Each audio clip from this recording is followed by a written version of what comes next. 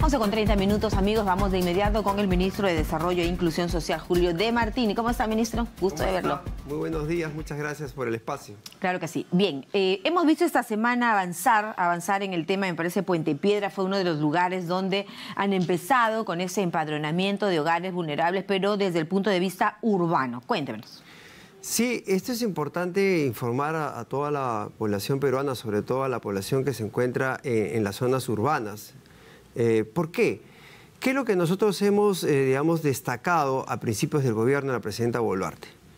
Que el impacto del COVID ha, tenido una incidencia mayor en la zona urbana, en la pobreza urbana, sin descartar, obviamente, nuestra pobreza rural, que nosotros permanentemente seguimos monitoreando y seguimos levantando información de la focalización.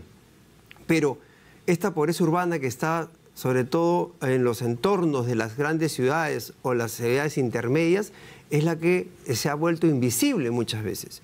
Entonces, nosotros, ¿qué hemos decidido? Empezar a hacer un trabajo directamente con las municipalidades que tienen la función de focalización, María Jesús. O sea, las municipalidades, a partir de sus unidades locales de empadronamiento, ellos son los que registran, toman la información de su comunidad y se hace a partir del MIS la evaluación socioeconómica, esta clasificación socioeconómica. Entonces, ¿qué es lo que nosotros hemos decidido? Hacer una inversión social para dotar a los alcaldes de 228 municipalidades, ciudades, obviamente, donde a partir de la información del INEI hay una mayor concentración demográfica, pero a la vez también hay unos indicadores de pobreza monetaria muy sensibles. Entonces, hemos identificado a esta población y estamos como meta queriendo llegar este 2023 a 1.400.000 hogares de estas primeras 60 ciudades que vamos a empadronar hasta diciembre, y el próximo año ya llegar a la totalidad de las 228 ciudades para recoger esta información, para realmente visibilizar los invisibles y que ellos tengan su clasificación socioeconómica. ¿Para qué sirve esta clasificación socioeconómica? Buena pregunta. Para que las personas, hombres y mujeres, niños, niñas, adultos mayores, puedan acceder a las intervenciones sociales del Estado. Estamos hablando de Pensión 65, de Contigo, de Juntos, pero también estamos hablando de Beca 18 o los programas del Ministerio de Trabajo de empleo temporal. Asimismo, las otras intervenciones en salud como el SIS, que es universal. Toda esta información sirve para que los diversos sectores tomen esta información y automáticamente puedan acceder estos ciudadanos y ciudadanas a la intervención social del Estado en pleno. Y también a los gobiernos regionales y los gobiernos locales, porque esta información se va a poner a disposición de todas las entidades del Estado para que puedan planificar y que la inversión social, cada sol, María Jesús, del Estado en sus 3 niveles de gobierno, sea una inversión eficaz, eficiente y sobre todo a quien deba llegar, ¿no? A quien deba llegar. Qué importante la labor que se les entrega, la tarea que tienen, ministro, los alcaldes. Este trabajo va de la mano, entiendo, del MIDIS, que usted lo preside, con los alcaldes, que deberán ser quienes focalicen, empadronen, ¿no es cierto?, para finalmente, porque uno se pregunta, luego de empadronar, ¿qué sigue? ¿De qué me beneficia? Claro. Sí, los alcaldes son actores y aliados estratégicos y yo creo que es importante primero agradecer a todos esos alcaldes. Hemos estado esta semana con el alcalde de Puente Piedra, el señor Renán Espinosa, que públicamente, le agradezco porque ha puesto a disposición un equipo importante de la municipalidad que están tocando puerta por puerta. Y lo importante de esto, de trabajar con los aliados estratégicos que son nuestros alcaldes, es que ellos mismos convocan. Nosotros no estamos como MIS poniéndoles, ¿no es cierto?, la plana, ni diciéndoles a quién deben ellos convocar y contratar. Nosotros estamos diseñando presupuesto para ellos para que contraten a personas con un perfil que sí les damos, con capacitaciones que les damos, pero esta gente es del mismo distrito. Y eso es importante porque qué mejor conocer el entorno para tocar la puerta, para caminar, ¿no es cierto?, en esos cerritos que hay muchos en Lima y que realmente se sientan una mirada de pertenencia, es decir, esto es mío, estoy haciendo por los míos y estoy trabajando con mi autoridad local, con mi gobierno central.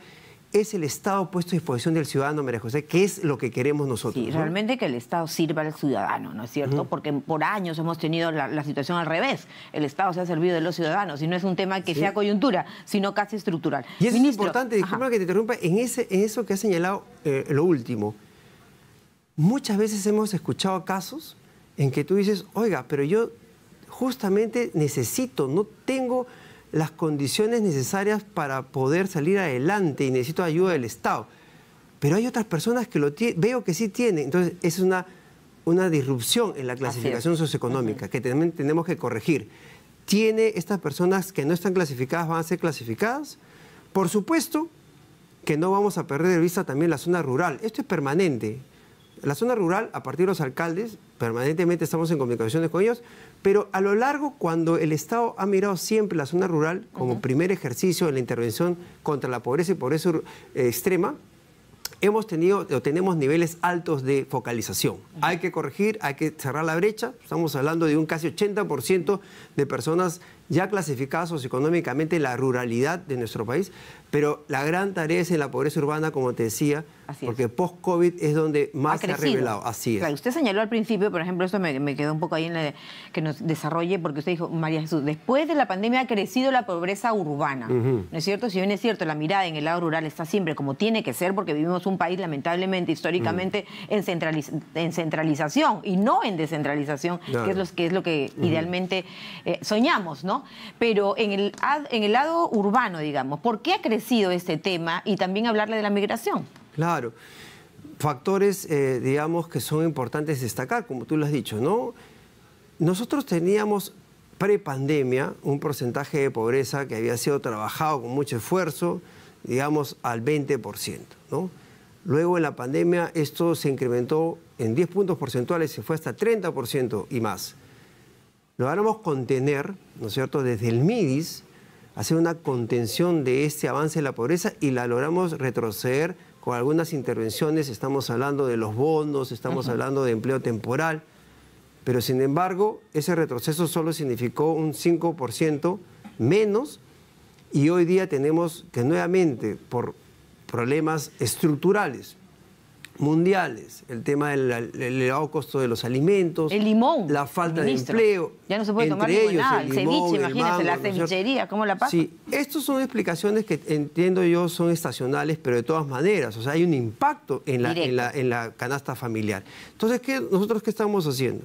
Como sabemos que esto inclusive estamos previniendo, viene un fenómeno del niño costero, el niño global, este empadronamiento, esta focalización es fundamental, porque cualquier intervención, sobre todo una política social adaptativa, porque tenemos que aplicar políticas sociales también adaptativas, porque podemos planificar, pero imagínate un huaico, imagínate una inundación, va cambiando, y hay sectores de la población que ya, sabiendo, identificados dónde están, quiénes son, nosotros podemos llegar de una manera más pertinente. ¿Cuál es la partida? A un apoyo social, ¿no? Tiene una partida, un presupuesto especial, entiendo, ministro, para estos trabajos, sumamente importante, empadronarlos, saber que existen, quiénes son, qué necesitan y, por lo tanto, poner los servicios del Estado a disposición de esta persona. Sí, nosotros hemos tenido el apoyo del Ministerio de Economía y Finanzas. Por lo general esto no se ha visto, es la primera vez que se está haciendo en un gobierno cuya indicación de la presidenta Boluarte justamente ha sido esa, visibilizar a los invisibles, y, por supuesto, trabajar por las personas más vulnerables. Entonces, el Ministerio nos ha facilitado un presupuesto de más de 30 millones de soles que hemos transferido en muchos de estos a las municipalidades justamente para la capacitación y la contratación de personal adecuado, con perfiles adecuados para que hagan este levantamiento de información. Pero no quede ahí. Es importante señalar también que el Ministerio de Desarrollo e Inclusión Social está empezando a tener una evolución. Evolución importante porque después de más de una década de creación, y hay que felicitar la creación del Ministerio de Desarrollo e Inclusión Social, hay que resaltar lo bueno. Hoy día, ya después de esta década, tiene que haber unos cambios también en cuanto a su desarrollo, a su focalización y, por supuesto, su intervención en la población más necesitada. ¿Qué es lo que estamos haciendo? Acabamos en diciembre, llegando del gobierno de la presidenta Boluarte y el Consejo de Ministros, hemos aprobado una nueva ley. La Política Nacional de Desarrollo e Inclusión Social es una política que ahora está mirando, María Jesús, no solamente la pobreza monetaria, ya estamos mirando una pobreza multidimensional. No solamente pobre o pobre extremo es aquella persona que no tiene un ingreso, también es considerada aquella persona o familia que tiene carencias de derechos fundamentales. Esto ya es una realidad en el Perú, no lo hacía, no lo era antes, ahora ya lo tenemos como realidad. Estamos construyendo el indicador de la pobreza multidimensional, que es un tema que ya tienen otros países y que nosotros recién lo estamos construyendo. Nuevamente, una decisión digamos, de este gobierno importante para el manejo de los recursos públicos en pobreza. Ya. Y ahora este empadronamiento y la creación de un organismo especializado técnico para la focalización, para que esta focalización no solamente se vea como MIDIS, sino que sea una focalización a nivel nacional para todos los 3 niveles de gobierno, ¿no? Ya, pero primer ministro, qué interesante lo que dice, ¿no? Porque, digamos, pero aquí lo que hacemos es aumentar quizá una característica más ya al pobre, al que ya vive en pobreza en nuestro país. Y como decíamos antes, en un tema donde la descentralización ha estado ausente, porque si no, ¿por qué tenemos tantas brechas sociales? Ustedes como MIDIS tienen, digamos, la fortaleza de tener la mayor cantidad de programas sociales. ¿Cómo van ahí, por ejemplo? Luego de ser empadronados por los alcaldes, ya ustedes tienen la lista. Es cierto que obviamente debe ser verosímil para empezar. Claro. ¿En qué les va a beneficiar, me pregunto, a estos hogares, socioeconómicamente hablando, pobres o en extrema pobreza? En el acceso a ese apoyo social de manera directa. Por ejemplo. Eso vamos a hablar en temas concretos. Un programa social como Pensión 65. ¿Qué es lo que nosotros estamos planteando como gobierno y como política del MIDIS, con respaldo de la señora presidenta? Que al 2024, y esto ya lo hemos hecho realidad en el proyecto de presupuesto del próximo año, estamos cerrando la brecha de los adultos mayores de Pensión 65. Históricamente, este programa, por ejemplo, ha tenido una brecha de adultos mayores que, habiendo sido clasificados, identificados, lamentablemente no reciben su pensión por un tema presupuestal. O sea, yo ya puedo, ya he clasificado, estoy focalizado, pero no hay presupuesto para ingresar al programa. Al próximo año queremos cerrar esa brecha. Todas las personas que tienen esta clasificación y cumplan con los criterios de priorización van a pertenecer ya al programa Pensión 65, dejando, digamos, la actualización permanente para que algunos que se nos van puedan dejar el espacio recurrente para otros que cumplen estas condiciones y así cerremos una brecha de una intervención social tan importante como una pensión. Esa es una. Otra. Pero los empleos temporales, por ejemplo.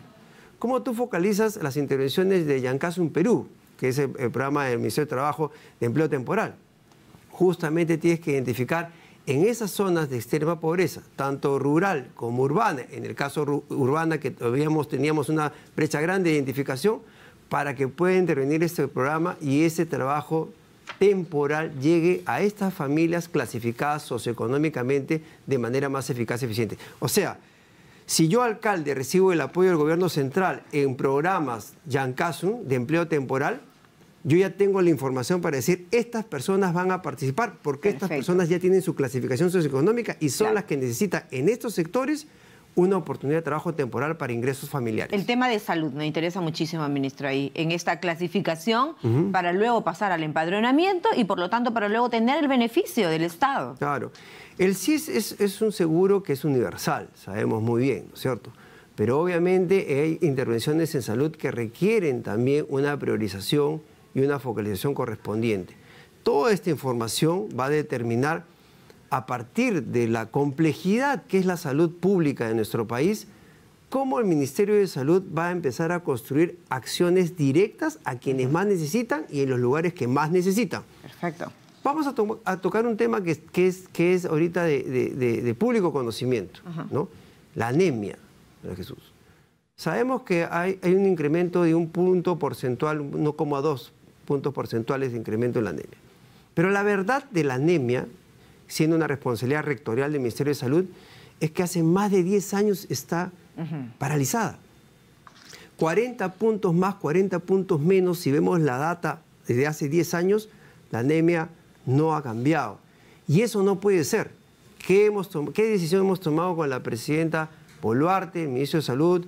Y quien habla porque el MIDIS tal vez no intervenga de manera directa, pero tiene programas sectoriales, como tú lo has dicho, y ahí tenemos niños.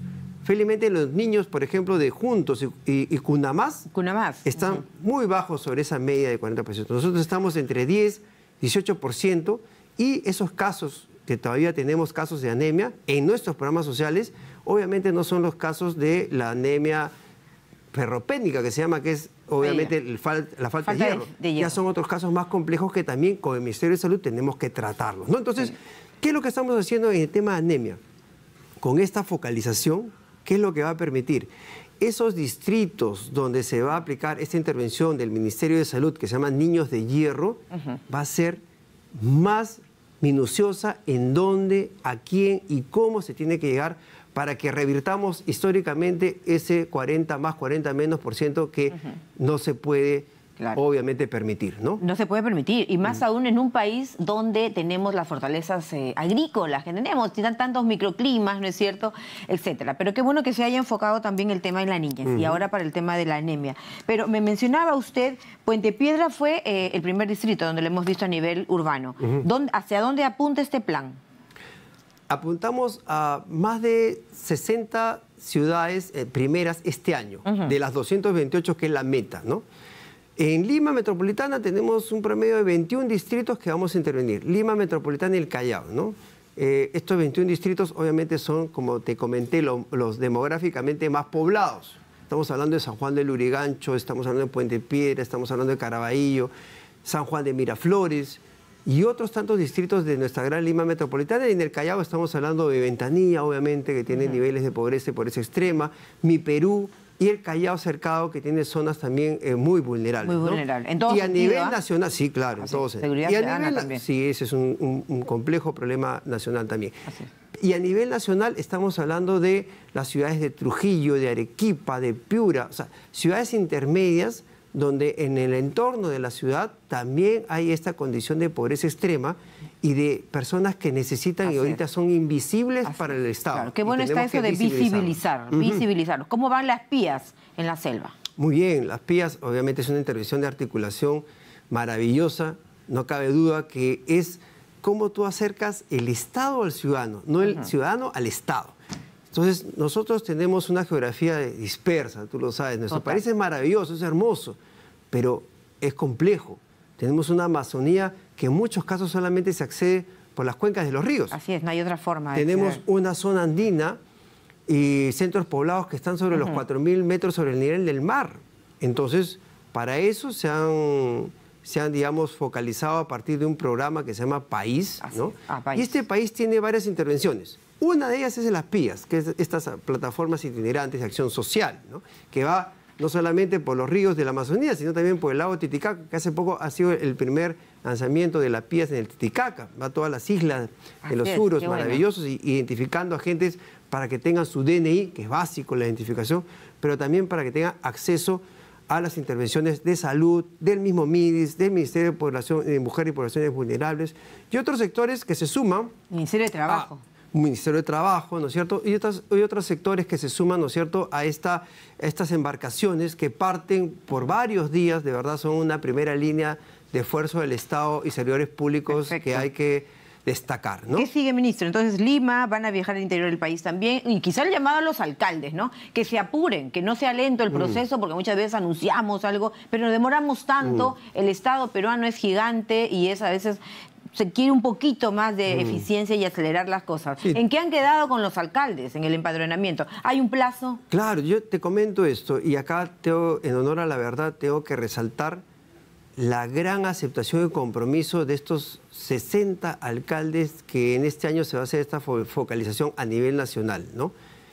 Todos ellos, no me queda la menor duda que van a cumplir los pasos establecidos, que es hasta diciembre. Y estoy seguro que antes vamos a terminar de hacer ese barrido. Perfecto. Todo esto es en paralelo, ¿ah? No hay escalonamiento. Ahorita se está trabajando como en Puente Piedra, se está trabajando también en Trujillo, se está trabajando en Piura, se está trabajando en paralelo, en paralelo. Todo es simultáneo porque nosotros tenemos esa meta y el próximo año ya terminar de hacer este primer barrido de la focalización y de registro social, que es básico, lo más innovador que va a haber y necesario para el Perú, para que la inversión social realmente sea y llegue donde deba llegar. Quisiera terminar que usted me repita, por favor, ministro, la transferencia presupuestaria, para el término correcto, para esta ambición que tienen ustedes, que el plan suena muy bien, pero que evidentemente sin recursos no se avanza. No, esta es una inversión de más de 30 millones de soles en equipamiento, en personal, en capacitación y, por supuesto, todo lo que genera, toda la actividad. Estamos hablando de también empleo temporal a más de 2.000 personas a nivel nacional para que levanten esta información,